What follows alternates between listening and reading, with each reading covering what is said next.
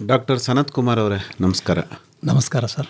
ತಾವು ಇವತ್ತಿನ ದಿವಸ ಬಾಳೆಯಲ್ಲಿ ಬರುವಂತಹ ರೋಗಗಳ ಸಮಗ್ರ ನಿರ್ವಹಣೆಗೆ ಸಂಬಂಧಪಟ್ಟಂತೆ ವಿವರವಾಗಿ ಮಾಹಿತಿಯನ್ನು ನೀಡಬೇಕು. ಆಯಿತು ಸರ್.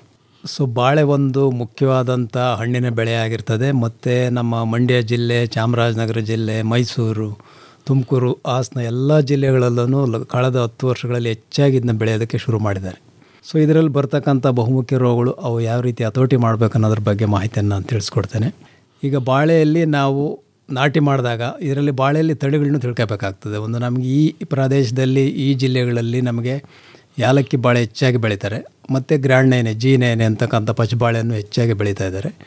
ಕೆಲವು ಪ್ರದೇಶ ಮೈಸೂರು ಜಿಲ್ಲೆಯಲ್ಲಿ ನಂಜನಗೂಡು ರಸಬಾಳೆ ಅಂತಕ್ಕಂಥದ್ದು ಒಂದು ಬರ್ತದೆ. ಇನ್ನು ನಾವು ಚಾಮರಾಜನಗರ ಜಿಲ್ಲೆಗೆ ಹೋದಾಗ ನೇಂದ್ರನ ಬಾಳೆ ಅಂತಕ್ಕಂಥದ್ದು ಹೆಚ್ಚಾಗಿದೆ, ಮತ್ತು ಯಾಲಕ್ಕಿ ಬಾಳೆ ಎಲ್ಲ ಬೆಳೀತಾ ಇರ್ತಾರೆ.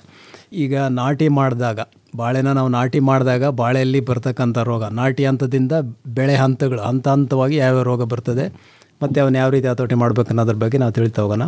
ಈಗ ನಾವು ಬಾಳೆಯಲ್ಲಿ ಕಂಡಂಗೆ ಪಚ್ಚಬಾಳೆಯಲ್ಲಿ ಹೆಚ್ಚಾಗಿ ನಾವು ಕಂಡಂಗೆ ನಾಟಿ ಮಾಡಿ 1 ತಿಂಗಳು 1.5 ತಿಂಗಳಾದಾಗ ಆ ಬುಡದ ಹತ್ರ ಕಪ್ಪಾಗಿಬಿಟ್ಟು ಮತ್ತು ಕೆಳಭಾಗದ ಎಲೆಗಳು ಹಳದೆಯಾಗಿ ಮತ್ತು ಹಳದೆ ಹಂಗೆ ಮೇಲ್ಭಾಗಕ್ಕೆ ಅಂತ ಹರಡಿಬಿಟ್ಟು ಗಿಡ ಸುಮ್ಮನೆ ಕೈಯಲ್ಲಿ ತಳ್ಳಿದ್ರೆ ಸಾಕು ಮುರಿದೋಗ್ತದೆ. ಇದು ನಾವು ಕಂಡಂಗಿರ್ತಕ್ಕಂಥದ್ದು ಪಚ್ಚಬಾಳೆಯಲ್ಲಿ. ಇದು ಏನರಿಂದ ಬರ್ತದಪ್ಪ ಅಂದರೆ ಎರ್ವಿನಿಯಾ ಕೆರಟೋರ ಅಂತಕ್ಕಂಥ ದಂಡಾಣು ಅವರು ಲ್ಯಾಬೊರೇಟ್ರಿಯಲ್ಲಿ ಟಿಶ್ಯೂ ಕಲ್ಚರ್ ಪ್ಲಾಂಟ್ಸ್ ಮಾಡುವಾಗ ಲ್ಯಾಬೊರೇಟ್ರಿಯಿಂದ ಆಗಿರ್ಬೋದು ಅಥವಾ ಮಣ್ಣಲ್ಲೂ ಇರ್ತದೆ, ಹೊಲದಲ್ಲೂ ಇರ್ತದೆ. ಅಲ್ಲಿಂದ ಬಂದುಬಿಟ್ಟು ಅದೇನಾಗ್ತದೆ, ನಾವು ನಾಟಿ ಮಾಡಿದ ತಕ್ಷಣ ಮಣ್ಣೊಳಗಡೆ ಏನಾದರೂ ಆರ್ಗ್ಯಾನಿಕ್ ಮ್ಯಾಟ್ರ್ ಕಮ್ಮಿ ಇದ್ದು ಮತ್ತು ಮಣ್ಣೊಳಗಡೆ ಬಯಾಲಜಿಕಲ್ ಏಜೆಂಟ್ಸ್ ಆ್ಯಕ್ಟಿವಿಟಿ ಕಡಿಮೆ ಇದ್ದಾಗ ಈ ಬ್ಯಾಕ್ಟೀರಿಯಾ ಹೆಚ್ಚು ಅದರ ಹಂತಗಳನ್ನ ಬೆಳೆದ್ಬಿಟ್ಟು ಆ ಬುಡದ ಹತ್ರನೇ ಕೊಳೆಯಂಗೆ ಮಾಡಿಬಿಟ್ಟು ಕಪ್ಪಾಗಿ ಗಿಡ ಮುರಿದೋಗಂಗೆ ಮಾಡ್ತದೆ. ಇದು ಚಿಕ್ಕ ಗಿಡದಿಂದ 1 ತಿಂಗಳಿಂದ ನಮಗೆ 8 ತಿಂಗಳು 10 ತಿಂಗಳು ಗಿಡದವರೆಗೂ ಕೂಡ ತೊಂದರೆ ಕೊಡ್ತದೆ. ಇದು ಫಸ್ಟ್ಗೇನು ಬರ್ಬೋದು, ಮಧ್ಯದಲ್ಲಿ ಯಾವಾಗ ಬೇಕಾದ್ರೂ ಬರ್ಬೋದು. ಗೊನೆ ಬರುವಾಗ ನಾವು ಹಿಂಗೆ ಕೈಯಲ್ಲಿ ತಳೆದ್ರೆ ಮುರಿದೋಗ್ತವೆ ಗಿಡ. ಯಾವ ಗಿಡ ಕತ್ತತ್ರ ಕಪ್ಪಾಗಿ ಕೈಯಲ್ಲಿ ತಳೆದ್ರೆ ಮುರಿದೋಗ್ತದೋ ಅದು ಎರ್ವಿನಿಯಾ ಕೆರಟೋರದಿಂದ ಅಂತ ಬಂದಿರತಕ್ಕಂಥದ್ದು. ಅದು ಫಸ್ಟೇ ಬಂದಿರ್ತದೆ, ಬಂದು ಕೊನೆವರೆಗೂ ಮಣ್ಣಲ್ಲಿರ್ತದೆ. ಮಣ್ಣೊಳಗಡೆ ಜೈವಿಕ ಅಂಶಗಳಿತ್ತು ಅಂದರೆ ಅದರ ರೋಗದ ತೀವ್ರತೆ ಕಡಿಮೆ ಆಗ್ತಾ ಇರ್ತದೆ, ಜಾಸ್ತಿ ಬೆಳವಣಿಗೆಲ್ಲ. ಮಣ್ಣೇನಾದರೂ ಪೂರಾಗಿತ್ತು ಅಂದಾಗ ನಾವು ಹಾಕಿರ್ತಕ್ಕಂಥ ಮಣ್ಣು, ಆಗ ಈ ದಂಡಾಣು ಹೆಚ್ಚಾಗಿ ಬೆಳೆದು ಗಿಡಗಳನ್ನ ನಾಶ ಮಾಡ್ತದೆ. ನಾವು ಕಂಡಂಗೆ ಸುಮಾರು ಒಂದು 20% 22% ಕೂಡ ಇವು ಪಚ್ಚಬಾಳೆಯಲ್ಲಿ ಕಂಡು ಬಂದಿದೆ ಸರ್ ಈ ರೋಗ. ಇದು ದಂಡಾಣು. ಇದರ ಹತೋಟಿ ಕಾರ್ಯಕ್ರಮ, ಯಾಕಂದರೆ ಇದು ಮಣ್ಣಿನಲ್ಲಿ ಬೆಳೀತಕ್ಕಂಥದ್ದಾಗಿರ್ತದೆ ಮತ್ತು ಲ್ಯಾಬ್ರೇಟ್ರಿಯಲ್ಲಿ ಬೆಳೀತಕ್ಕಂಥದ್ದು ಎರ್ವಿನಿಯಾ ಮತ್ತು ನೀರಿನ ಮುಖಾಂತರ ಹರಡ್ತದೆ. ನಾವೀಗ ಬಾಳೆನ 8 ಅಡಿ ಹಾಕಿರ್ತೀವಿ, 7 ಅಡಿ ಹಂತರದಲ್ಲಿ ಹಾಕಿರ್ತೀವಿ. ಈಗೆಲ್ಲರೂ ಹನಿ ನೀರಾವರಿ ಬಳಸೋದ್ರಿಂದ ಇದು ನೀರಿನ ಮುಖಾಂತರ ಹರಿದೋಗೋದು ಕಡಿಮೆ ಆಗ್ತದೆ. ಬಟ್ ಆದರೂ ಒಂದು 10-12% ಗಿಡಗಳಲ್ಲಿ ಕಾಣಿಸ್ತು ಅಂದಾಗ ತಕ್ಷಣ ಏನು ಮಾಡ್ಬೇಕಂದ್ರೆ ಅವರು ಒಂದು ಬಕೆಟ್ ನೀರು 10 ಲೀಟ್ರ್ ನೀರಿಗೆ 1 kg ಅಷ್ಟು ಸಗಣಿ, ಹಸಿ ಸಗಣಿಯನ್ನು ಮಿಶ್ರಣ ಮಾಡಿ ಅದಕ್ಕೆ 10 ಲೀಟ್ರ್ ನೀರಿಗೆ 30 ಗ್ರಾಮ್ ಬ್ಲೈಟ್ಯಾಕ್ಸ್ ಪುಡಿಯನ್ನು ಮಿಶ್ರಣ ಮಾಡಿ ಈ ಸಗಣಿ ಬಗ್ಗಡದಲ್ಲಿ ಬ್ಲೈಟ್ಯಾಕ್ಸ್ ಪುಡಿಯನ್ನು ಮಿಶ್ರಣ ಮಾಡಿ ನಾವು ಬುಡಕ್ಕೆ ಹಾಕಿದ್ದೆ ಆದರೆ ಈ ರೋಗ ಬಂದಂಥ ಗಿಡಗಳ ಬುಡಕ್ಕೆ 1 ಲೀಟ್ರ್ ಸೊಲ್ಯೂಷನ್ನು, ಆರೋಗ್ಯವಾಗಿರ್ತಕ್ಕಂಥಕ್ಕೆ 1/2 ಲೀಟ್ರು ಈ ಡಂಗ್ಸ್ಲರಿ ಸೊಲ್ಯೂಷನ್ ನಾವು ಹಾಕಿದ್ದೆ ಆದರೆ ಅಲ್ಲಿಗೆ ಈ ರೋಗ ಸ್ಟಾಪ್ ಆಗಿ ಮುಂದಕ್ಕೆ ಹೋಗೋದು ಹತೋಟಿ ಆಗ್ತದೆ. ಮುಂದಕ್ಕೆ ಹೋಗೋದೇ ಇಲ್ಲ, ಅಲ್ಲಿಗೆ ಸ್ಟಾಪ್ ಆಗಿಬಿಡುತ್ತೆ. ಇದನ್ನು ನಾವು ಪ್ರಾಕ್ಟಿಕಲಿ ಮಾಡಿ ನೋಡಿರ್ತೀವಿ. ಇದು ಸುಮಾರು ನಾನು 4 ಜಿಲ್ಲೆಯಲ್ಲೂ ನೋಡಿದ್ನಿ. ಯಾರು ಪಚ್ಚಬಾಳೆ ಬೆಳೀತೀರ ಅವ್ರಿಗೆ ಈ ರೋಗ ಬಂದೇ ಬರ್ತದೆ, ಎರ್ವಿನಿಯಾ ಕೆರಟೋರ. ಈ ಹತೋಟಿ ಮಾಡಿದ್ರೆ ಸಾಕು, ಬ್ಲೈಟ್ಯಾಕ್ಸು ಮತ್ತು ಸಗಣಿ ಬಗಡದಲ್ಲೇ ಹೋಗ್ತದೆ. ಮತ್ತು ಅವ್ರು ಕೆಲವರು ಸ್ಟೆಪ್ಟೋಸೈಕ್ಲಿನ್ 1/2 ಗ್ರಾಮ್ ಎಲ್ಲ ಸೇರಿಸ್ಕೊಂಡೆಲ್ಲ ಹಾಕ್ತಾರೆ. ಅದೇನು ಬೇಕಾಗಲ್ಲ, ಸೇರಿಸಿದ್ರೂ ತಪ್ಪೇನಿಲ್ಲ. ಈಗ ಕೋನಿಕಾ ಅಂತಕ್ಕಂಥದ್ದೊಂದು ಶಿಲೀಂಧ್ರನಾಶಕ ಮತ್ತು ಬ್ಯಾಕ್ಟೀರಿಸೈಡ್ ಎರಡು ಸೇರಿಸ್ಕೊಡ್ತಾ ಇದ್ದಾರೆ. ಅದನ್ನು 1 ಗ್ರಾಮ್ 1 ಲೀಟ್ರ್ ನೀರಿಗೆ ಹಾಕೊಂಡು ಬುಡಕ್ಕೆ ಹಾಕಬೇಕಾಗ್ತದೆ. ಇಷ್ಟು ಮಾಡಿದ್ರೆ ಈ ರೋಗ ಫಸ್ಟ್ ಬಂದಂಥ ರೋಗ ಅದು ಪಚ್ಚಬಾಳೆಯಲ್ಲೇ ಬರೋದು. ಈ ಬೇರೆ ಇದರಲ್ಲಿ ಬರಲ್ಲ, ಯಾಲಕ್ಕಿ ಬಾಳೆಯಲ್ಲಿ ಬರಲ್ಲ, ನೇಂದ್ರನ ಬಾಳೆಯಲ್ಲಿ ಬರಲ್ಲ, ಮತ್ತು ನಮ್ಮದು ನಂಜನಗೂಡು ರಸಬಾಳೆಯಲ್ಲಿ ಕೂಡ ಬರಲ್ಲ ಈ ರೋಗ. ಪಚ್ಚಬಾಳೆಯಲ್ಲೇ ಹೆಚ್ಚಾಗಿ ಕಾಣ್ತಿರೋದ್ರಿಂದ ನಾವು ಯಾವ ರೀತಿ ಇದು ಯಾಕೆ ಬಂತು, ತೊಂದರೆಯಲ್ಲಿ ಬರ್ತದೆ ಅಂತ ಯೋಚನೆ ಮಾಡಿದಾಗ ಇದು ಲ್ಯಾಬೊರೇಟ್ರಿಯಲ್ಲಿ ನಾವು ಐಸೋಲೇಟ್ ಮಾಡ್ತಕ್ಕಿರ್ತಾಗ ಅಲ್ಲಿಂದ ಎಸ್ಕೇಪ್ ಆಗಿ ಫೀಲ್ಡಿಗೆ ಬಂದಿರತಕ್ಕಂಥ ದಂಡಾಣು ಆಗಿರ್ತದೆ. ಇದನ್ನು ಆ ರೀತಿ ಕಂಟ್ರೋಲ್ ಮಾಡ್ಬೇಕು ಸರ್. ಇನ್ನು ಪಚ್ಚಬಾಳೆಯಲ್ಲಿ ಮುಂದಕ್ಕೆ ಬಂದಾಗ ನಮಗೆ ಬಂಚಿ ಟ್ಯಾಪ್ ಅಂತ ಅಲ್ಲಿ ಬರ್ತದೆ. ಫಿಸೇರಿಯಾ ಮಿಲ್ಟ್ ಬರಲ್ಲ ಪಚ್ಚಬಾಳೆಗೆ. ಅಲ್ಲಿನ ಬಂಚಿ ಟ್ಯಾಪ್ ಅಂತಕ್ಕಂಥದ್ದು ಕೂಡ ಕಡಿಮೆ ಪರ್ಸೆಂಟೇಜಲ್ಲಿದೆ. ನಮ್ಮಲ್ಲೆಲ್ಲ ನೋಡಿದ್ರೆ ನಾವು 5% ಬರ್ತದೆ ಅಂತ ಹಿಂದೆ ಎಲ್ಲ ಹೇಳ್ತಾ ಇದ್ವಿ. ಈಗ ಅದು ನೋಡಿದ್ರೆ ಕಂಪ್ಲೀಟ್ ಎರಡಿಕೇಟ್ ಆದಂಗೆ ಕಾಣ್ತಾ ಇದೆ. ಆ ರೋಗ ಈಗಿಲ್ಲ. ಅದರ ಬಗ್ಗೆ ಹೆಚ್ಚಾಗಿ ನಾವು ಕಾಲ ವ್ಯಯ ಮಾಡೋದೇನು ಬೇಕಾಗಿಲ್ಲ ಸರ್. ಈಗ ನಾವಿನ್ನು ಯಾಲಕ್ಕಿ ಬಾಳೆ ಎಲ್ಲ ಕಡೆ ಹೆಚ್ಚಾಗಿ ಯಾಲಕ್ಕಿ ಬಾಳೆ ಬೆಳೀತಿರೋದ್ರಿಂದ ಯಾಲಕ್ಕಿ ಬಾಳೆ ನಾಟಿ ಮಾಡಿ ಒಂದು 4 ತಿಂಗಳಾಗಿರ್ತದೆ. 4 ತಿಂಗಳಾಗಿ 5 ತಿಂಗಳು ಇನ್ನೇನು 6 ತಿಂಗಳು ಹೂವು ಬರೋ ಟೈಮು ಅಂತ ಅನ್ನೋ ಸಮಯದಲ್ಲಿ ಕೆಳಭಾಗದ ಎಲೆಗಳು ಹಳದಿಯಾಗಿ ಹಂಗೆ ಜೋತು ಬೀಳ್ತಾ ಇರ್ತದೆ. ಆಮೇಲೆ ಅದ್ರ ಮೇಲ್ಭಾಗದ ಎಲೆ, ಈ ಕೆಳಭಾಗದ ಎಲೆ ಎಲ್ಲ ಜೋತು ಬಿದ್ದಾಗ ಇನ್ನೂ ಮೇಲ್ಭಾಗದ ಎಲೆ ಅರ್ಧರ್ಧ ಎಲೆ ಹಂಗೆ ಹಳದಿ ಆಗ್ತದೆ. ಮತ್ತು ಅದೇ ಥರ ಇರೋ ಗಿಡ ಬುಡದ ಹತ್ರ ಸೀಳಕ್ಕೆ ಸ್ಟಾರ್ಟ್ ಮಾಡ್ತದೆ. ಕೆಲವುದರಲ್ಲಿ ಸೀಳು ಬರಲ್ಲ, ಆದ್ರೂ ಕೆಲವು ಸಸೆಪ್ಟಿಬಲರು ಇಮಿಡಿಯೇಟ್ ಸೀಳ್ತವೆ. ಆ ಸೀಳಿನ ಅಂತ ಮೇಲ್ವರೆಗೂ ಸೀಳ್ತಾ ಇರ್ತದೆ. ಸಸೆಪ್ಟಿಬಲ್ ವೆರೈಟಿಯಾಗಿ ಮಣ್ಣೊಳಗೆ ಏನು ಅಂಶ ಇಲ್ಲ ಅಂದರೆ ಅದು ಬುಡದಿಂದ ಸುಳಿವರೆಗೂ ಸೀಳ್ತಾ ಇರ್ತದೆ. ಆ ಥರ ಸಸೆಪ್ಟಿಬಲ್ ಆಗಿರ್ತಕ್ಕಂಥದ್ದು ನೋಡಿದ್ದೀವಿ ನಾವು. ಆಮೇಲೆ ಏನಾಗ್ತದೆ, ಗೊನೆಗಳು ಹೊಡೆದ್ರೂ ಕೂಡ ಆ ಗೊನೆ ಕಾಯಿ ದಪ್ಪ ಆಗಲ್ಲ, ಹಣ್ಣೂ ಆಗಲ್ಲ. ಇದು ಲಕ್ಷಣ ಇರ್ತದೆ. ಅದು ನಮಗಿಲ್ಲಿ ಈ ಬುಡ ಸೀಳೋ ಲಕ್ಷಣ ನಮ್ಗೆ ಇನ್ನೊಂದು ಕಡೆ ಕನ್ಫ್ಯೂಸ್ ಏನು ಮಾಡ್ತದೆ ಅಂದರೆ, ಗೊಬ್ಬರನ ಬುಡಕೆ ಹಾಕಿರ್ತಾರೆ, NPK ಫರ್ಟಿಲೈಸರ್ನ ಕತ್ತತ್ರನೇ ಹಾಕಿದಾಗ ಅಲ್ಲೂ ಸೀಳ್ತದೆ. ಆಮೇಲೆ ಏನಾದರೂ ಬೈ ಚಾನ್ಸ್ ಕಳೆನಾಶಕಗಳು ಬಳಸಿ ಏನಾದರೂ ಬುಡಕೆ ಕಳೆನಾಶಕ ಹೊಡೆದಿದ್ರೆ ಅಂದರೆ ಅವಾಗಲೂ ಸೀಳು ಬರ್ತದೆ. ಇದನ್ನ ಹೆಂಗಪ್ಪ ಕಂಡುಹಿಡಿಯೋದು ಅಂದಾಗ ರೈತರು ಏನು ಮಾಡ್ಬೇಕಂದ್ರೆ, ಅದನ್ನು ಬುಡಕೆ ಅಡ್ಡ ಕತ್ತರಿಸ್ಬೇಕು. ಒಂದು ಗಿಡನ ನಮಗೆ ಅನುಮಾನ ಬಂದಂಥ ಗಿಡ, ಇದು ಫಿಸೇರಿಯಂ ಬಂದಿದೆ, ಫಿಸೇರಿಯಂ ಪನಾಮ ಸೊರಗ ರೋಗ ಬಂದಿದೆ ಅಂತಕ್ಕಂಥದ್ದನ್ನ ಬುಡಕ್ಕೆ ಅಡ್ಡಲಾಗಿ ಕತ್ತರಿಸ್ಬಿಟ್ಟು ನೋಡಿದಾಗ ಒಳಗಡೆ ಎಲ್ಲ ಕಪ್ಪು ಕಪ್ಪಾಗಿರೋದು ಕಾಣಿಸ್ತದೆ. ಆ ಕಪ್ಪಾಗಿತ್ತು ಅಂದರೆ ಫಿಸೇರಿಯಂ, ಡೆಫಿನೆಟ್ಲಿ ಫಿಸೇರಿಯಂ. ಕಪ್ಪಾಗಿರಲ್ಲ, ಬೆಳಗ್ಗೆ ಇತ್ತು ಆದರೂ ಸೀಳು ಬಂದಿದೆ ಅಂದರೆ ಅದು ಬೇರೆ ಕಾರಣ, ಗೊಬ್ಬರ ಬುಡಕ್ಕೆ ಬಿದ್ದಿರ್ಬೋದು, ಇಲ್ಲ ಯಾವುದೋ ಕೆಮಿಕಲ್ ಕಾಳೆನಾಶಕ ಅಂಥವು ಬುಡಕ್ಕೆ ಬಿದ್ದಿರ್ಬೋದು, ಅದು ಕಾರಣ ಆಗಿರ್ತದೆ. ಸೊ ಈ ರೀತಿ ನಾವು ಅದನ್ನು ಗುರುತಿಸಬೇಕು. ಫಿಸೇರಿಯಂ ಪತ್ತೆ ಹಚ್ಚೋದೇ ಒಂದು ಇಂಪಾರ್ಟೆಂಟ್ ಸ್ಟೆಪ್ಸ್ ಆಗಿರ್ತದೆ ಆ ರೋಗದಲ್ಲಿ, ಪನಾಮ ರೋಗದಲ್ಲಿ. ಆಮೇಲೆ ಈ ರೋಗಾಣು ಫಿಸೇರಿಯಂ ಆಕ್ಸಿಸ್ಫೋರಮ್ ಕ್ಯುಬೆನ್ಸಿ, FOC ಅಂತೀವಿ ನಾವು. FOC ಅಂತಕ್ಕಂಥ ಶಿಲೀಂಧ್ರ ಇದು ಮಣ್ಣಿನಲ್ಲಿ ವಾಸ ಮಾಡ್ತದೆ. ಒಂದು ರೋಗ ಬಂದಂಥ ಗೆಡ್ಡೆ ಒಳಗಿರ್ತದೆ ಮಣ್ಣಿನಲ್ಲಿ, ಮತ್ತು ರೋಗ ಬಂದಂಥ ಗೆಡ್ಡೆ ಒಳಗೆ ಯಾವಾಗಿರ್ತದೋ ಮಣ್ಣಲ್ಲಿರೋದು ಗೆಡ್ಡೆಗೆ ಇನ್ಫೆಕ್ಷನ್ ಮಾಡಿ ಮತ್ತು ಗೆಡ್ಡೆ ಮುಖಾಂತರ ನಾವು ಮುಂದೆ ಏನಾದರೂ ಆ ಗೆಡ್ಡೆನ ಬೇರೆ ಹೊಲಕ್ಕೆ ತಗೊಂಡೋದಾಗ ಆ ಹೊಲಕ್ಕೆ ಹೋಗ್ತಾ ಇರ್ತದೆ. ಮಣ್ಣಲ್ಲಿರೋದು ಮತ್ತು ನಾವೇನಾದರೂ ಇರಿಗೇಷನ್ ವಾಟರ್, ಕೆಲವರೆಲ್ಲ ಡ್ರಿಪ್ ಹಾಕಿರಲ್ಲ, ಆಯ್ಸ ನೀರು ಪದ್ಧತಿ ಮಾಡಿರ್ತಾರೆ. ಆಯ್ಸ ನೀರು ಪದ್ಧತಿ ಯಾರು ಮಾಡಿರ್ತಾರೋ, ಎಸ್ಪೆಷಲಿ ಈ ಮಂಡ್ಯ ಮಣ್ಣು ನಮ್ಮದು ರೆಡ್ ಲ್ಯಾಟರೈಟ್ ಸಾಯಿಲ್ ಆಗಿರೋದ್ರಿಂದ ಈ ಮಂಡ್ಯ ಮಣ್ಣಲ್ಲಿ ನೀರು ಹಾಯಿಸಿದ ತಕ್ಷಣ ಇಲ್ಲಿ ಇರ್ತಕ್ಕಂಥ ರೋಗಾಣು ನೀಟಾಗಿ ತಗ್ಗಿನ ಕಡೆ ಹೋಗ್ತಾ ಇರ್ತದೆ. ಅದು ದಂಡಾಣು ಆಗಿರಲಿ ಅಥವಾ ಈ ಫಿಸೇರಿಯಂ ಆಗಿರಲಿ ಅಥವಾ ನೆಮಟೋಡ್ಸ್ ಕೂಡ, ನೆಮಟೋಡ್ ಮುಂದೆ ಬರ್ತದೆ. ಸೊ ಇಲ್ಲಿ ನಾವು ಇನ್ನೊಂದು ಕಂಡಿದ್ದು, ಇದು ನೀರಿನಿಂದ ಹರಡ್ತದೆ, ಗೆಡ್ಡೆಯಿಂದ ಹರಡ್ತದೆ. ಅದಕ್ಕಾಗಿ ನಾವು ಇದರ ಹತೋಟಿ ಕಾರ್ಯಕ್ರಮಕ್ಕಿಂತ ಮುಂಚೆ ಇದಕ್ಕೆ ಸೂಕ್ತವಾದ ವಾತಾವರಣ ಏನಂದರೆ, ಮಣ್ಣು ಮರಳಿನ ಮಿಶ್ರಿತ ಕೆಂಪು ಗೋಡು ಮಣ್ಣು ಅಥವಾ ರೆಡ್ ಲ್ಯಾಟರೈಟ್ ಸಾಯಿಲ್ ಅಂತ ಹೇಳ್ತೀವಿ, ಆ ಮಣ್ಣಲ್ಲಿ ಇದು ಹೆಚ್ಚಾಗಿರ್ತದೆ. ಆಮೇಲೆ ಮಣ್ಣಿನಲ್ಲಿ ರಸಸಾರ ನಾವು ಕಂಡಂಗೆ ಸ್ವಲ್ಪ 6.5ರಿಂದ 7, 6, 7 ಈ ರೀತಿ ಇರುವಾಗ ಇದು ಬರ್ತದೆ ಅಂತ ಹೇಳ್ತಾ ಇದ್ವಿ. ಈಗೇನಾಗಿದೆ, ನಮ್ಮದು ಈ ಕಡೆ ಎಲ್ಲ ಮಣ್ಣಿಂದು ರಸಸಾರ 8ರಿಂದ 8.5 ಇದೆ. ಮಂಡ್ಯ ಮೈಸೂರು ಕಡೆಯಲ್ಲಿ ಕಾವೇರಿ ನೀರೆಲ್ಲ ಇರ್ತದೆ ಅಲ್ಲೆಲ್ಲ. ಆ ರಸಸಾರದಲ್ಲಿ ಕೂಡ ಈಗ ಫಿಸೇರಿಯಂ ಬರೋದು ಕಂಡು ಬಂದಿದೆ. ಇದೇನು ಇಂಡಿಕೇಷನ್ ಕೊಡ್ತದೆ ಅಂದರೆ, ಹೊಸ ಪ್ರಭೇದದ ಈ ಫಿಸೇರಿಯಂ ನಮ್ಮ ಮಣ್ಣಲ್ಲಿ ಬಂದಿದೆ ಅಂತಕ್ಕಂಥದ್ದು ಕಂಡು ಬರ್ತದೆ.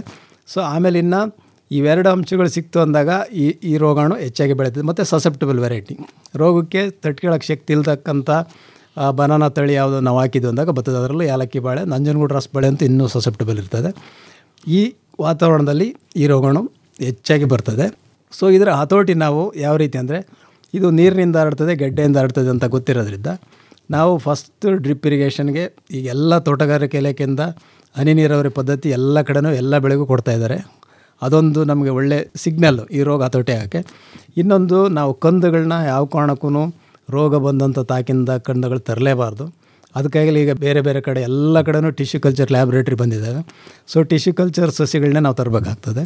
ಕಂದುಗಳು ಬೈ ಚಾನ್ಸ್ ಇಲ್ಲ ತಂದೆ ಆರೋಗ್ಯವಂತ ತಾಕಲ್ಲಿ ತಂದ್ವಿ ಅಂದ್ರೂ ಆ ಕಂದಿಗೆ ಉಪಚಾರ ಮಾಡೋದು ನಮಗೆಲ್ಲ ಆಲ್ರೆಡಿ ಎಲ್ಲ ಕಡೆ ಸಿಗ್ತದೆ. ಯೂಟ್ಯೂಬಲ್ಲಿ ಎಲ್ಲ ಕಡೆ ಹೇಳ್ತಾ ಇರ್ತಾರೆ. ಕಂದಿಗೆ ಉಪಚಾರ ಮಾಡುವಾಗ ನಾವು ಆ ಕಂದಿನ ಬಂದಿರ್ತಕ್ಕಂಥ ಬೇರೆಗಳನ್ನೆಲ್ಲ ಕತ್ತರಿಸ್ಬಿಟ್ಟು ಮಣ್ಣೆಲ್ಲ ತೊಳೆದ್ಬಿಟ್ಟು ಆದಷ್ಟು ಒಂದು 150 ಗ್ರಾಮ್ ಅಥವಾ 200 ಗ್ರಾಮ್ ಇರ್ತಕ್ಕಂಥ ಒಂದು ಗೆಡ್ಡೆಯನ್ನು ತಗೊಂಡು ನಾವು ಆ ಥರ ಗೆಡ್ಡೆಗಳನ್ನೆಲ್ಲ ರೆಡಿ ಮಾಡಿಬಿಟ್ಟು, ಪೇರಿಂಗ್ ಆ್ಯಂಡ್ ಪ್ರಾಲ್ನೇಜ್ ಅಂತ ಹೇಳ್ತೀವಿ ಇಂಗ್ಲೀಷಲ್ಲಿ ನಾವು, ಈ ಸಗಣಿ ಬಗ್ಗಡದಲ್ಲಿ ಅದ್ದಿದಂಥ ನೀರೊಳಗಡೆ ನಾವು ಬ್ಯಾವೆಸ್ಟಿನ್ ಮತ್ತು ಕ್ಲೋರ್ಪೈರಿಪಸ್ ಹಾಕಬೇಕು.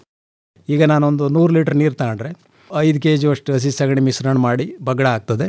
ಆ 100 ಲೀಟ್ರಿಗೆ ನಾವು ಆದಷ್ಟು 200 ಮಿಲಿ ಕ್ಲೋರ್ಪೈರಿಪಸ್ಸು ಮತ್ತು ಒಂದು 200 ಗ್ರಾಮ್ ಕಾರ್ಬನ್ಡೈಜಿಮ್ ಅದು ಮಿಶ್ರಣ ಮಾಡಿ, ಕಾರ್ಬನ್ಡೈಜಿಮ್ ಶಿಲೀಂಧ್ರನಾಶಕ ತೀರ ಹಳೆದಾದರೂ ಕೂಡ ಇದಕ್ಕೆ ಚೆನ್ನಾಗಿ ಕೆಲಸ ಮಾಡ್ತದೆ. ನಾವು ಈ ಕಂದುಗಳನ್ನ ನಾವು ಒಂದು 10 ನಿಮಿಷಗಳ ಕಾಲ ಅದ್ದಿ ಮತ್ತು ತೆಗೆದುಬಿಟ್ಟು ನೆರಳಲ್ಲಿಟ್ಟು ಮತ್ತು ನಾಳೆ ನಾವನ್ನು ನಾಟಿಗೆ ಬಳಸ್ಕೋಬೇಕಾಗ್ತದೆ. ಇದು ರಾಸಾಯನಿಕವಾಗಿ ಬೀಜೋಪಚಾರ ಅಥವಾ ಕಂದುಗಳ ಉಪಚಾರ. ಈಗ ಜೈವಿಕವಾಗಿ ಕಂದುಗಳ ಉಪಚಾರ ಕೂಡ ನಾವು ಮಾಡ್ಬೋದು. ಅದೇ ರೀತಿ ಸಗಣಿ ಬಗಡದಲ್ಲಿ ನಾವೀಗ 100 ಲೀಟ್ರ್ ಸಗಣಿ ಬಗಡ ಮಾಡಿದ್ದೀನಿ ನಾನು. ಅದಕ್ಕೆ ನಾವು ಅಟ್ಲೀಸ್ಟ್ ಸುಮಾರು 250 ಗ್ರಾಮ್ ಟ್ರೈಕೋಡರ್ಮ, 250 ಗ್ರಾಮ್ ಸೂಡೋಮೋನಾಸ್ ನಾವು ಆ ಮಿಶ್ರಣ ಮಾಡಿ ಆ ಸೊಲ್ಯೂಷನ್ ಒಳಗೆ ಹಾಕಿ, ನಮಗೇನೋ 1 ಲೀಟ್ರ್ ನೀರು ಒಳಗಡೆಗೆ 5 ಗ್ರಾಮ್ ಅಂದರೆ 100ಕ್ಕೆ 500 ಗ್ರಾಮ್ ಆಗ್ತದೆ. 500 ಗ್ರಾಮ್ ಟ್ರೈಕೋಡರ್ಮ, 500 ಗ್ರಾಮ್ ಸೂಡೋಮೋನಾಸ್ ಮಿಶ್ರಣ ಮಾಡಿ ಅದರೊಳಗೆ ಕಂದುಗಳನ್ನು ಹದ್ದಿ ಆ ಕಂದುಗಳನ್ನ ನೆರಳಲ್ಲಿ ಇಟ್ಬಿಟ್ಟು ಮತ್ತೆ ನಾಳೆ ಬೆಳಗ್ಗೆ ನಾವು ನಾಟಿಗೆ ಬಳಕೆ ಮಾಡೋದು. ಇದು ರಾಸಾಯನಿಕವಾಗಿ ಮತ್ತು ಜೈವಿಕವಾಗಿ ನಾವು ಕಂದುಗಳ ಉಪಚಾರ ಮಾಡ್ತಕ್ಕಂಥದ್ದು. ಆ ರೀತಿ ಮಾಡಿ ನಾವು 7 ಅಡಿ 7 ಅಡಿ ಅಥವಾ 8 ಅಡಿ 8 ಅಡಿ ರೈತರಿಗೆ ಅವ್ರಿಗೆ ಅವಕಾಶ ಇದ್ದಂಗೆ ಪೂರ್ವ ಪಶ್ಚಿಮವಾಗಿ ನಾಟಿ ಮಾಡ್ಕೋಬೇಕು. ಇಲ್ಲಿ ಯಾವ ಮಣ್ಣಲ್ಲಿ ಫಿಸೇರಿಯಂ ರೋಗ ಬರ್ತದೆ, ನನಗೆ ಇಲ್ಲಿ ಕಂಟ್ರೋಲ್ ಮಾಡೋದು ಕಷ್ಟ ಆಗ್ತದೆ, ನಾನು ಬಾಳೆ ಬೆಳಿಲೇಬೇಕು ಅಂತಕ್ಕಂಥ ರೈತರು ಆದಷ್ಟು 8 ಅಡಿ 8 ಅಡಿ ದೂರ ಹಾಕೋದು. ಸಾಲಿಂದ ಸಾಲಿಗೆ ಗಿಡದಿಂದ ಗಿಡಕ್ಕೆ ನಾವು ಸ್ವಲ್ಪ ದೂರ ಹಾಕಿದ್ವು ಅಂದಾಗ ಆದಷ್ಟು ಇದು ಮಣ್ಣಿನಿಂದ ಹರಡೋದು ಕಡಿಮೆ ಆಗಿಬಿಟ್ಟು ರೋಗನ ನಾವು ಹತೋಟಿ ಮಾಡ್ಕೋಬೋದು.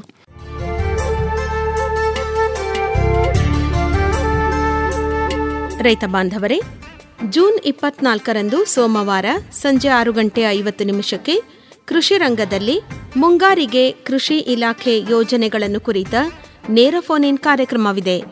ನಿಮ್ಮ ಪ್ರಶ್ನೆಗಳಿಗೆ ಉತ್ತರಿಸಲಿದ್ದಾರೆ ಮೈಸೂರು ಜಿಲ್ಲಾ ಜಂಟಿ ಕೃಷಿ ನಿರ್ದೇಶಕರಾದ ಡಾ BS ಚಂದ್ರಶೇಖರ್.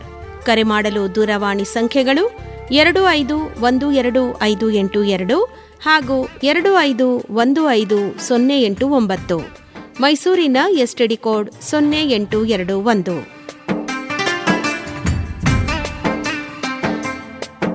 ಮರೆಯದಿರಿ, ಜೂನ್ 24 ಸೋಮವಾರ ಸಂಜೆ 6:50 ಕೃಷಿ ರಂಗದಲ್ಲಿ ಮುಂಗಾರಿಗೆ ಕೃಷಿ ಇಲಾಖೆ ಯೋಜನೆಗಳನ್ನು ಕುರಿತ ನೇರ ಫೋನ್ ಇನ್ ಕಾರ್ಯಕ್ರಮ.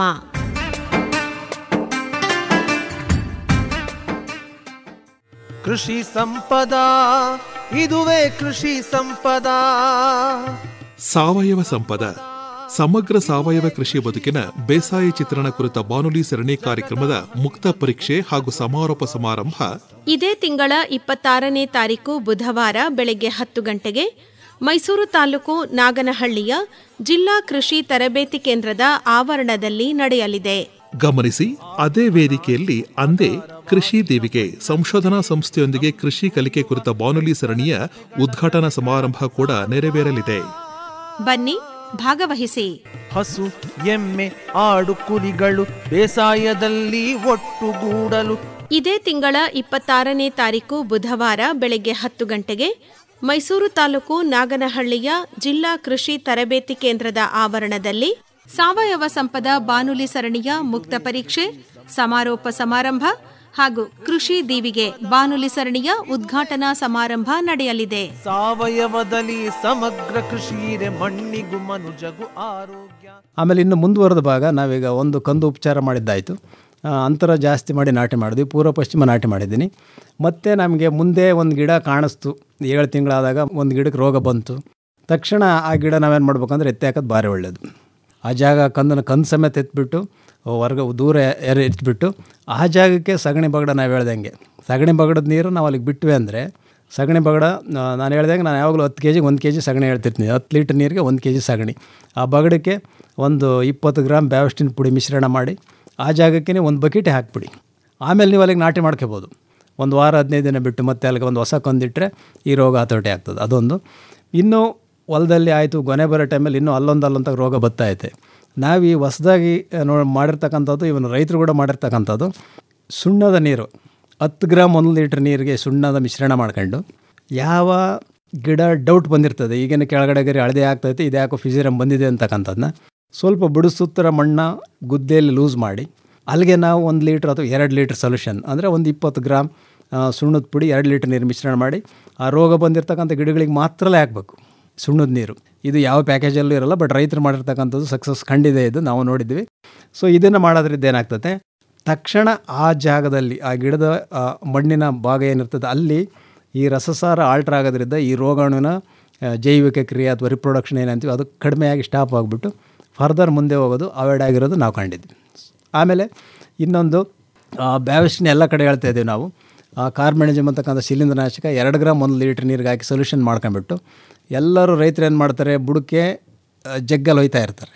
ಆ ಒಯ್ಯೋ ಪದ್ಧತಿ ನಮಗೆ ರಿಸಲ್ಟ್ ಕೊಡ್ತಾ ಇಲ್ಲ. ಯಾಕಂದರೆ ಬಾಳೆ ಗೆಡ್ಡೆ ಆಲ್ರೆಡಿ 1 ಅಡಿ ಆಳದಲ್ಲಿರ್ತದೆ, ಮಣ್ಣೊಳಗಡೆ 1 ಅಡಿ ಅಥವಾ 1.5 ಅಡಿ ಆಳದಲ್ಲಿರ್ತದೆ. ಆ ಗೆಡ್ಡೆ ಒಳಗಡೆ ಫಿಸೇರಿಯಂ ಇರ್ತದೆ. ನಾನು ಮೇಲ್ಗಡೆ ಬ್ಯಾವಸ್ಟಿನ್ ಬುಡಕ್ಕೆ ಸುರಿದ್ರೆ ಎಲ್ಲಿ ಅದು ರೀಚ್ ಆಗಲ್ಲ. ನಾವು 1 ಲೀಟ್ರ್ ಆಗಲಿ 2 ಲೀಟ್ರೂ ಅಲ್ಲಿಗೆ ರೀಚ್ ಆಗಲ್ಲ. ಅದಕ್ಕೇನು ಮಾಡ್ಬೇಕಂದ್ರೆ ರೈತರು ಬುಡದಿಂದ ಒಂದು ಅರ್ಧ ಅಡಿ ಎಡಗಡೆ ಬಲಗಡೆ ಅರ್ಧ ಅಡಿ ದೂರದಲ್ಲಿ ಆರೆ ಒಳಗೆ 1 ಅಡಿ ಗುಳಿ ಹೊಡೆಯೋದು, 2 ಸೈಡು ಗುಳಿ ಹೊಡೆದ್ಬಿಟ್ಟು ಆ ಗುಳಿ ಒಳಗಡೆ ನಾವು ಈ ಶಿಲೀಂಧ್ರನಾಶಕವನ್ನು ರೋಗ ಬಂದಂಥ ಗಿಡಗಳಿಗೆ 1 ಲೀಟ್ರ್ ಶಿಲೀಂಧ್ರನಾಶಕ ಬಿಡೋದು, 2 ಗಳಿಗೂ ಅರ್ಧ ಲೀಟ್ರ್ 1 ಲೀಟ್ರ್ ಆಗ್ತದೆ. ಅದು ಆ ಗೆಡ್ಡೆ ನೆನಿತು ಅಂದ ತಕ್ಷಣ ಅದು ಅಂತರ್ವ್ಯಾಪ್ತಿ ಶಿಲೀಂಧ್ರನಾಶಕ ಆಗಿರೋದ್ರಿಂದ ಗೆಡ್ಡೆ ಒಳಗಡೆಯಿಂದ ಒಳಗಡೆ ಹೋಗಿ ಈ ರೋಗಾಣುವನ್ನು ನಾಶ ಮಾಡ್ತದೆ. ಇಲ್ಲಿ ಇನ್ನೊಂದು ನಾವೇನು ಮಾಡ್ತೀವಿ, ಫಿಸೇರಿಯಮ್ಮು ಪನಾಮ ರೋಗ ಇದೆ ಅಂದ ತಕ್ಷಣ ಅಲ್ಲಿ ನೆಮಟೋಡ್ಸ್ ಇದ್ದೇ ಇರ್ತದೆ.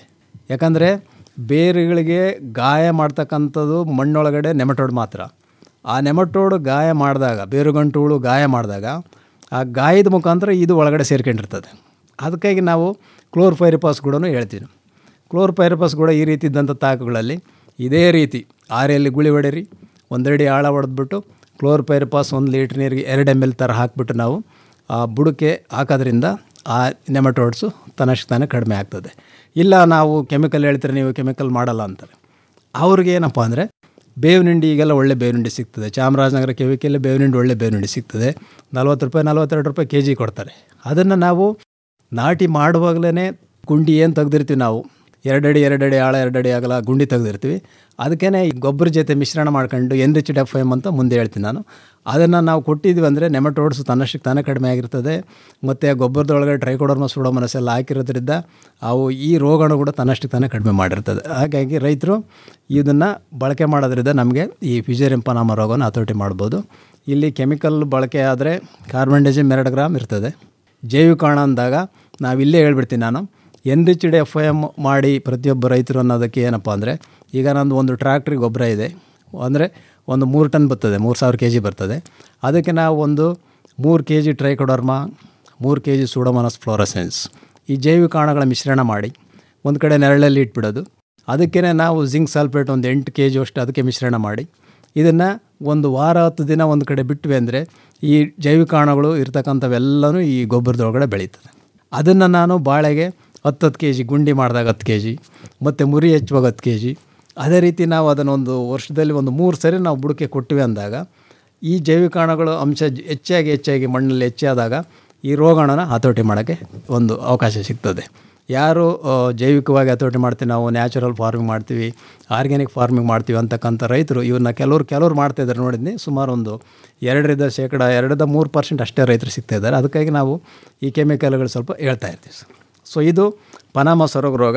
ಈಗ ಮತ್ತಿನ್ನೊಂದು ಸರಿ ಅಂದರೆ ಒಳ್ಳೆ ಗದ್ದೆಯಿಂದ ಗೆಡ್ಡೆಗಳು ತರಬೇಕು, ಆರೋಗ್ಯವಂತ ಗದ್ದೆಯಿಂದ ಅಥವಾ ಆರೋಗ್ಯವಂತ ತೋಟದಿಂದ ಗೆಡ್ಡೆ ತರಬೇಕು. ಅವನ್ನು ಗೆಡ್ಡೆಗಳಿಗೆ ಉಪಚಾರ ಮಾಡೋದು, ಅಲ್ಲಿ ರಾಸಾಯನಿಕ ಆದರೂ ಮಾಡಿರಿ ಅಥವಾ ಜೈವಿಕವಾದರೂ ಉಪಚಾರ ಮಾಡಿ. ನಾವು ಜೈವಿಕವಾಗಿ ಉಪಚಾರ ಮಾಡಿದ್ವಿ ಅಂದಾಗ ಮುಂದಿನ ಹಂತಗಳಲ್ಲಿ ನಾವು ಜೈವಿಕವಾಗೇ ಹತೋಟಿ ಮಾಡ್ತಾ ಹೋಗ್ಬೇಕು.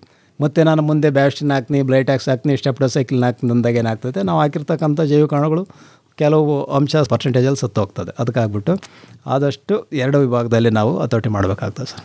ಇದು ಫಿಸೇರಿಯಂ ಪನಾಮ ಸೊರಗು ರೋಗ. ಇದು G9 ಬರಲ್ಲ. ಯಾರಾದರೂ ರೈತರು ನಾನು ಬಾಳೆ ಬೆಳೆಯಲೇಬೇಕು ಸರ್, ನಮ್ಮ ಮಣ್ಣಲ್ಲಿ ಫಿಸೇರಿಯಂ ಪನಾಮ ರೋಗ ಜಾಸ್ತಿ ಬರ್ತದೆ ಅಂತಕ್ಕಂಥವ್ರು ತಕ್ಷಣ ಅವರು G9 ತಂದು ಅಲ್ಲಿ ಹಾಕಿದರೆ ಆ G9 ಇದು ಬರಲ್ಲ. ಬಟ್ ಈಗಲೂ ಹೊಸ ರೇಸ್ ಆಲ್ರೆಡಿ ಮಹಾರಾಷ್ಟ್ರ ಕಡೆ G9 ಬಂದಿದೆ ಅಂತಕ್ಕಂಥ ರಿಪೋರ್ಟ್ಸ್ ಬರ್ತಾಯಿದೆ. ಅದಕ್ಕೆ ನಾವೇನು ಮಾಡಬೇಕು, ಮಣ್ಣಿನ ಆರೋಗ್ಯ, ಮಣ್ಣಿನ ಫಲವತ್ತತೆ, ಮಣ್ಣಿನಲ್ಲಿರ್ತಕ್ಕಂಥ ಇವು ಜೈವಿಕಾಣುಗಳನ್ನ ಹೆಚ್ಚಳವಾಗಿ ನಾವು ಕಾಪಾಡ್ಕೊಂಬಬೇಕಾಗ್ತದೆ. ಸೊ ಇದು 2ನೇ ರೋಗ.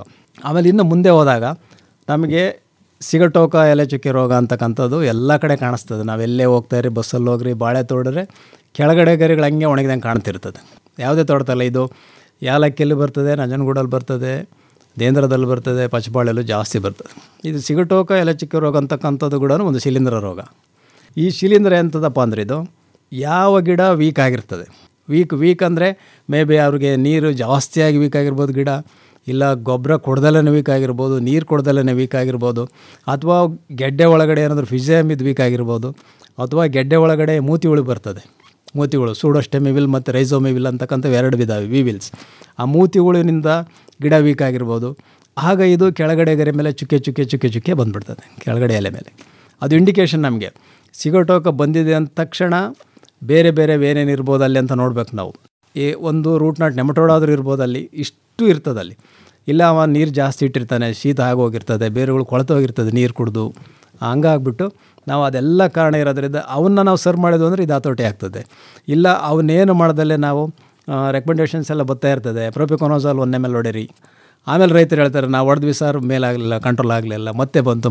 ಯಾಕಂದರೆ ಅಲ್ಲಿ ಕಾರಣ ಬೇರೆ ಇರ್ತದೆ. ಅದಕ್ಕಾಗಿ ಈ ಸಿಗಟೋಕ ಎಲೆ ಚುಕ್ಕೆ ರೋಗ ಕೆಳಗಡೆ ಎಲೆಗಳು ಎಲ್ಲಿ ಒಣಗ್ತದೆ ಅಂತ ಕಂಡ ತಕ್ಷಣ ನೋಡಿ ನೀರು ಗೊಬ್ಬರ ಕರೆಕ್ಟಾಗಿ ಕೊಟ್ಟಿದ್ದಾರೆ ನೋಡಿ. ಆಮೇಲೆ ಏನಾದರೂ ಶೀತ ಆಗೋದಿದ್ರೆ ಬಸಿಗಾಲುವೆ ಮಾಡಬೇಕಾಗ್ತದೆ, ನಾವು ಶೀತ ಆಗೋದಿದ್ರೆ ನೀರು ಕಂಟ್ರೋಲ್ ಮಾಡಬೇಕಾಗ್ತದೆ. ಮತ್ತು ಡ್ರೈ ಏನಾದರೂ ಆಗಿತ್ತಂದರೆ ನೀರು ಕೊಟ್ಕೋಬೇಕಾಗ್ತದೆ.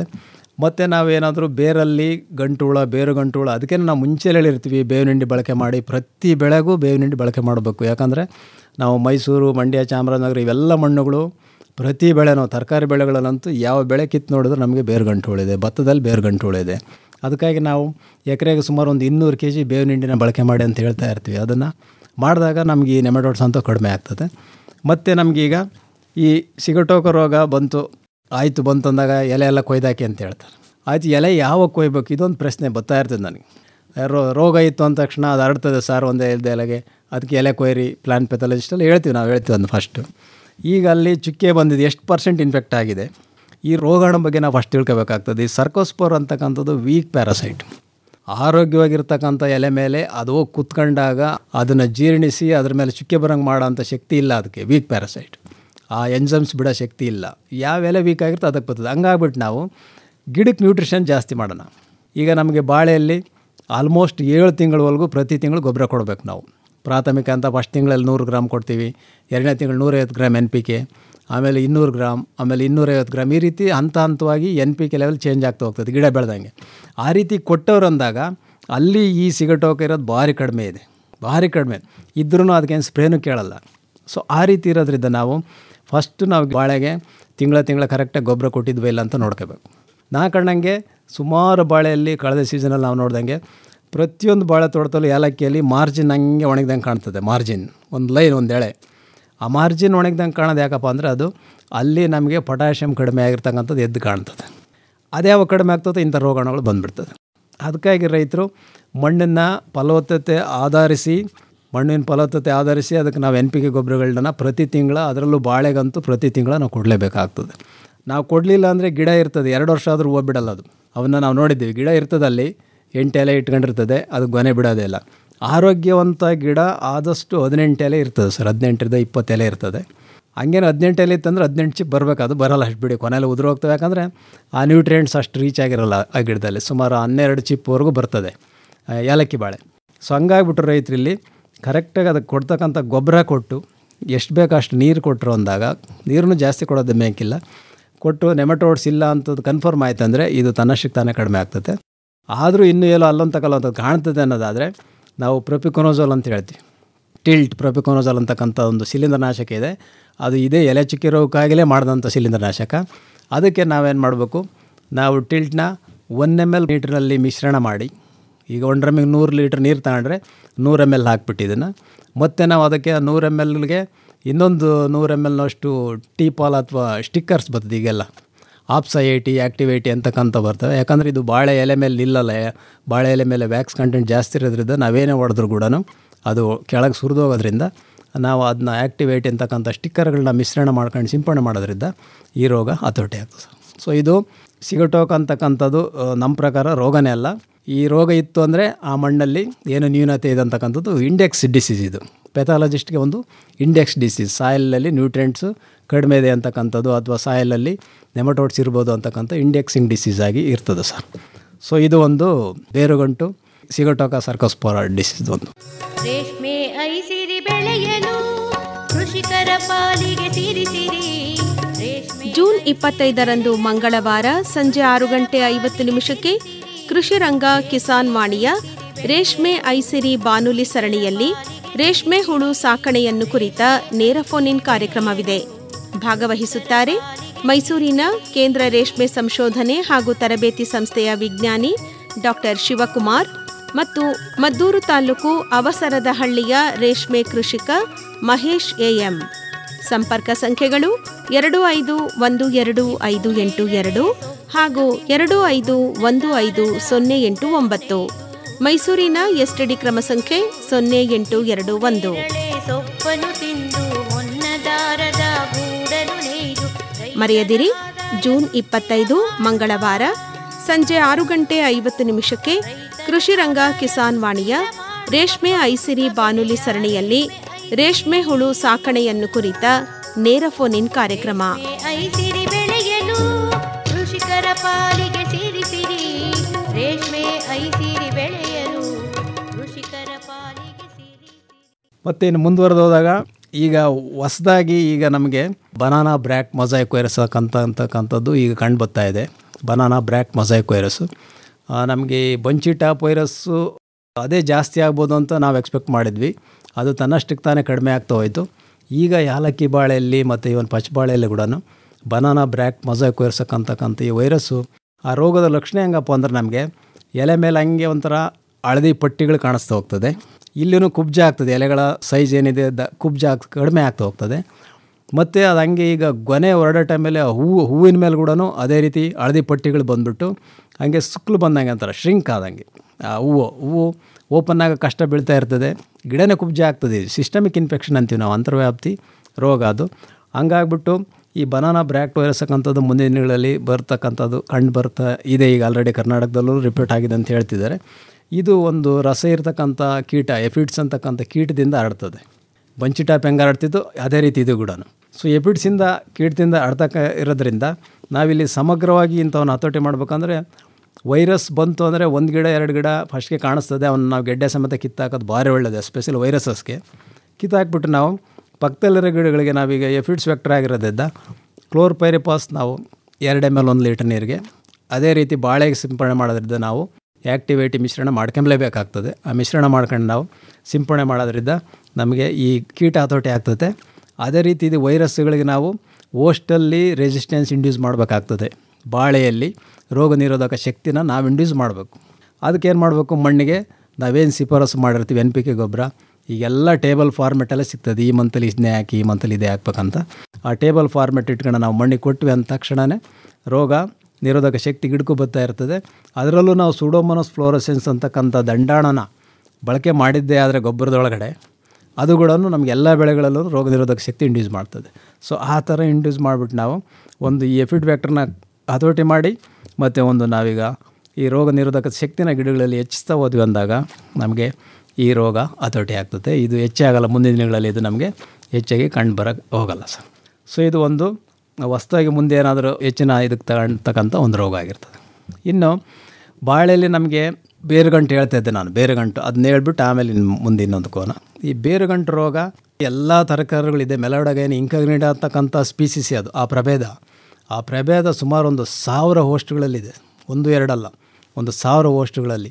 ನೀವು ಯಾವುದೇ ತರಕಾರಿ ತಗೊಂಡೋಗಿ ಕೇಳಿ, ಒಂದು ಬೆಂಡೆ ಗಿಡ ಯಾವುದೋ ಒಂದು ಬೆಂಡೆ ಗಿಡ ಕಿತ್ತು ಬುಡ ನೋಡಿದ್ರೆ ನಮಗೆ ಬೇರುಗಳೆಲ್ಲ ಅಲೆಗೆ ಗಂಟು ಕಾಣ್ತಿರ್ತದೆ, ಟೊಮೆಟೊದಲ್ಲಿ ಕಾಣ್ತಿರ್ತದೆ, ಅದೇ ರೀತಿ ಭತ್ತದಲ್ಲಿ. ಸೊ ಇದು ಬಾಳೆಯಲ್ಲಿ ಕೂಡ ಈ ಕಂಡು ಬರ್ತಾ ಇದೆ ನಮಗೆ. ಸೊ ಈ ಬೇರುಗಂಟು ರೋಗ ಬಂತು ಅಂದ ತಕ್ಷಣ ಇದು ಕೂಡ ಮಣ್ಣೊಳಗೆ ಇರ್ತದೆ, ಮರಳು ಮಿಶ್ರಿತ ಮಣ್ಣಲ್ಲೇ ಇದು ಹೆಚ್ಚಾಗಿ ಇರ್ತದೆ. ಆಮೇಲೆ ಬೇರುಗಳ ಮೇಲೆ ಹೆಸರು ಹೇಳ್ದಂಗೆ ಗಂಟುಗಳು ಕಂಡು ಬರ್ತಾ ಇರ್ತದೆ, ಗಂಟು ಬೇರಲ್ಲಿ. ಆಮೇಲೆ ಇದು ಕಂಟಿನ್ಯೂಸ್ ಯಾವಾಗಲೂ ಗಂಟುಗಳ ಒಳಗಡೆ ಸೇರಿ ರಸ ಕುಡಿಯೋದ್ರಿಂದ ಏನಾಗ್ತದೆ, ಗಿಡದ ಬೆಳವಣಿಗೆ ಕುಬ್ಜ ಆಗ್ತದೆ.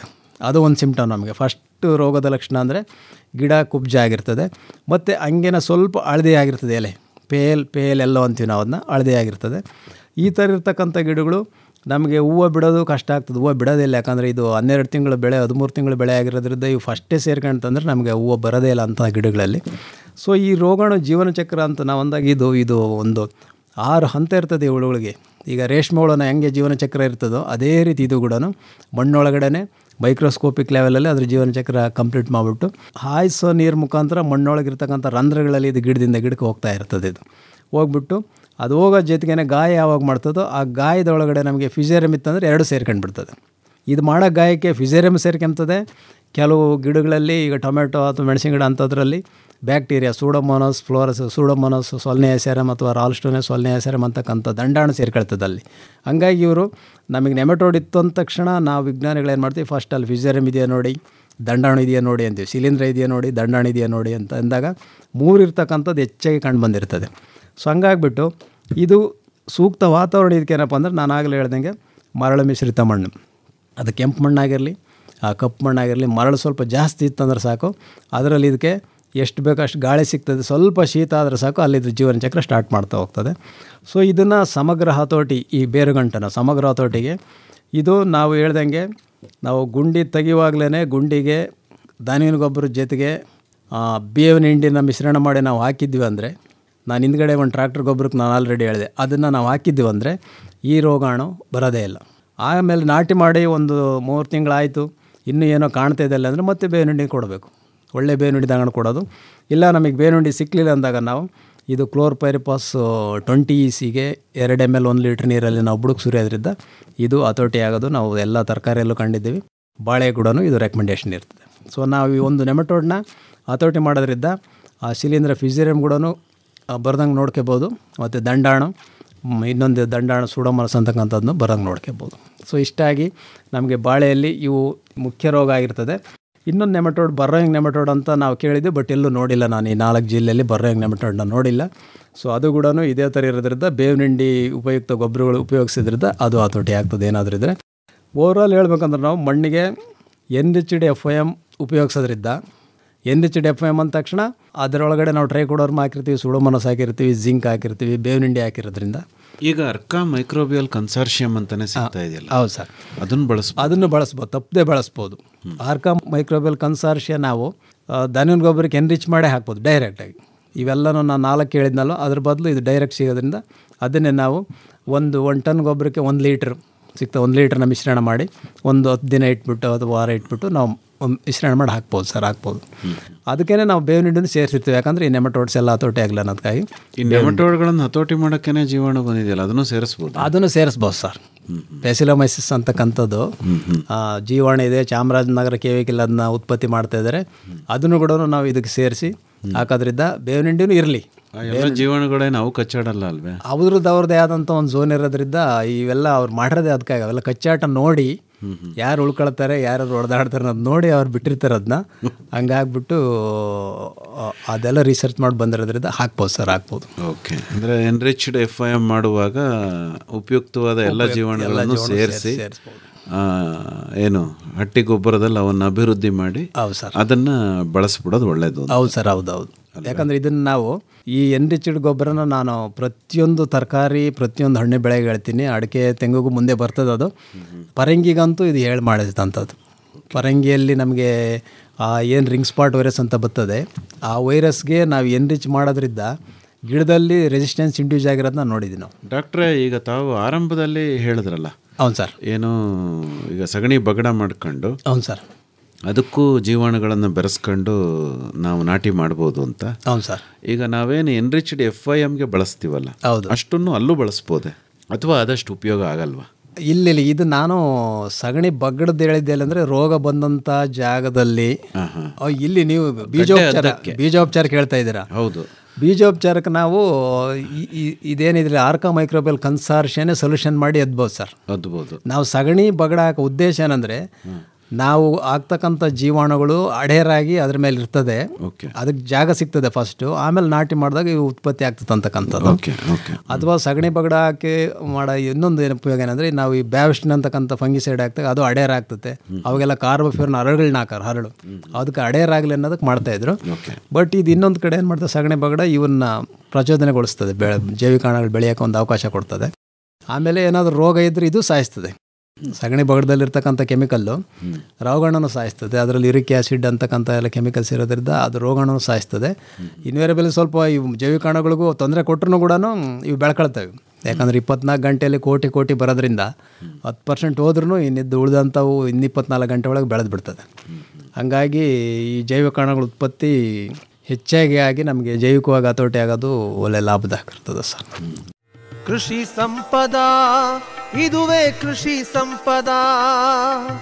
ಸಾವಯವ ಸಂಪದ, ಸಮಗ್ರ ಸಾವಯವ ಕೃಷಿ ಬದುಕಿನ ಬೇಸಾಯ ಚಿತ್ರಣ ಕುರಿತ ಬಾನುಲಿ ಸರಣಿ ಕಾರ್ಯಕ್ರಮದ ಮುಕ್ತ ಪರೀಕ್ಷೆ ಹಾಗೂ ಸಮಾರೋಪ ಸಮಾರಂಭ ಇದೇ ತಿಂಗಳ 26ನೇ ತಾರೀಕು ಬುಧವಾರ ಬೆಳಗ್ಗೆ 10 ಗಂಟೆಗೆ ಮೈಸೂರು ತಾಲೂಕು ನಾಗನಹಳ್ಳಿಯ ಜಿಲ್ಲಾ ಕೃಷಿ ತರಬೇತಿ ಕೇಂದ್ರದ ಆವರಣದಲ್ಲಿ ನಡೆಯಲಿದೆ.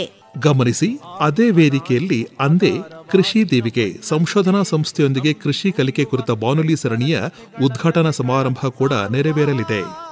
ಬನ್ನಿ, ಭಾಗವಹಿಸಿ.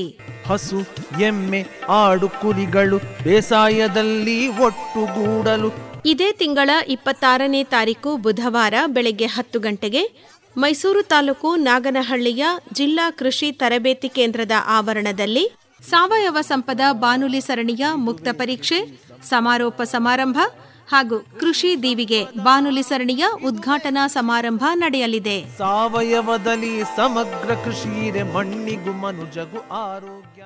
ಅದೇ ರೋಗಗಳು ಸರಿಯಾದ ರೀತಿಯಲ್ಲಿ ಹರಡೋ ವಿಧಾನ, ಹರಡುವ ಒಂದು ಕ್ರಿಮಿ ಮತ್ತು ಅದರ ಒಂದು ಜೀವನ ಚಕ್ರ ಅದನ್ನು ಅರ್ಥ ಮಾಡಿಕೊಂಡ್ರೆ ಹತೋಟಿ ಮಾಡೋದು ಸುಲಭ ಆಗುತ್ತೆ. ಆದರೆ ದೊಡ್ಡ ಸಮಸ್ಯೆ ಏನು ಅಂತಂದರೆ ಈ ಪಾಠನ ರೈತರಿಗೆ ಯಾರೂ ಮಾಡೋದಿಲ್ಲ. ಇಲ್ಲ. ಹಾಗಾಗಿ ಈಗ ತಾವು ಒಂದು ಇದನ್ನು ಕೂಡ ಮಾಡ್ತಾ ಇದ್ದೀರಿ. ಅಂದರೆ ನಿಮ್ಮ ಮೊಬೈಲ್ನಲ್ಲೇ ನಿಮ್ಮ ವಾಟ್ಸಪ್ ಸ್ಟೇಟಸ್ ಅಲ್ಲಿ ತಾವು ರೈತರಿಗೆ ಶಿಕ್ಷಣವನ್ನು ಕೊಡೋ ಪ್ರಯತ್ನ ಮಾಡ್ತಾ ಇದ್ದೀರಿ. ಅದು ತುಂಬಾ ಒಳ್ಳೆ ಪ್ರಯತ್ನ. ಪ್ರತಿ ದಿವಸ ಒಂದೊಂದು ರೋಗದ ಬಗ್ಗೆ ತಾವು ಮಾಹಿತಿ ಕೊಡ್ತೀರಿ. ಅದನ್ನ ಅನುಸರಿಸಿ ಬಹಳಷ್ಟು ಜನ ರೈತರು ಅಭಿವೃದ್ಧಿ ಹೊಂದ್ಬಿಟ್ಟಿದ್ದಾರೆ. ಬಹುಶಃ ನಿಮ್ಮ ದೂರವಾಣಿ ಸಂಖ್ಯೆನ ಹೇಳ್ಬಿಟ್ರೆ, ಅದು ವಾಟ್ಸಪ್ ನಂಬರ್ ಆಗಿದ್ರೆ ನಮ್ಮ ಕೇಳುಗ ರೈತರು ನಿಮ್ಮ ವಾಟ್ಸಪ್ ಸ್ಟೇಟಸ್ನ ನೋಡ್ಬೋದು, ನಿಮ್ಮ DP-ಗಳನ್ನು ನೋಡೇನೆ ಅರ್ಥ ಮಾಡ್ಕೋತಾರೆ, ಒಂದು ಶಿಕ್ಷಣ ಪಡ್ಕೋತಾರೆ. ಹೆಚ್ಚಿನ ಮಾಹಿತಿಗೆ ತಮ್ಮನ್ನು ಸಂಪರ್ಕ ಮಾಡೋದಕ್ಕೆ ನಿಮ್ಮ ಮೊಬೈಲ್ ಸಂಖ್ಯೆನ ಹೇಳಿ ಡಾಕ್ಟರ್ ಸನತ್ ಕುಮಾರ್ ಅವರೇ. ಓಕೆ ಸರ್, ನನ್ನ ಮೊಬೈಲ್ ಸಂಖ್ಯೆ 9444113311. ಇನ್ನೊಮ್ಮೆ ಹೇಳ್ತೀರಾ? 9444113311. ಇನ್ನೂ ಒಂದ್ಸರಿ ಹೇಳ್ಬಿಡಿ ಸರ್. 9444113311. ಒಳ್ಳೆಯದು ಡಾಕ್ಟರ್ ಸನತ್ ಕುಮಾರ್ ಅವರೇ. ಇದುವರೆಗೂ ಬಾಳೆಗೆ ಬರುವಂತಹ ರೋಗಗಳ ಸಮಗ್ರ ನಿರ್ವಹಣೆಗೆ ಸಂಬಂಧಪಟ್ಟಂತೆ ಬಹಳಷ್ಟು ಉಪಯುಕ್ತವಾದ ಮಾಹಿತಿಯನ್ನು ನೀಡಿದ್ರಿ. ವಂದನೆಗಳು, ನಮಸ್ಕಾರ. ಧನ್ಯವಾದಗಳು ಸರ್, ಧನ್ಯವಾದಗಳು.